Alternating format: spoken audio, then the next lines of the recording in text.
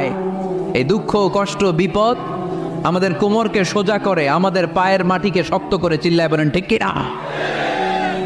প্রতিকূল পরিবেশে কিভাবে বাঁচতে হয় এই দুঃখ কষ্ট আমাদেরকে শিখায়। এজন্য মুমিন বান্দার বৈশিষ্ট্য হচ্ছে দুঃখ কষ্ট বেদনা জ্বালা এগুলোতে সে আপসেট হয় না, সে হাল ছেড়ে দেয় না, সে ভরসা রাখে একজনের উপর। চিল্লায় বলতে হবে তিনি কে?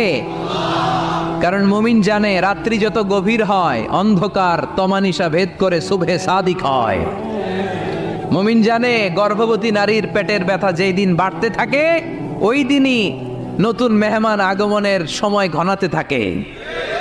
মুমিন জানে তার জীবনে দুঃখ কষ্ট বিপদ যত বাড়তে থাকে সুখের দিন কাছে আসতে থাকে। এজন্য মুমিনের হারাবার কিছু নেই। ফাইন্না মাআল উসরি ইউসরা, ইন্না মাআল উসরি ইউসরা। নবী হে, কষ্টের পরেই আছে আনন্দ, দুঃখের পর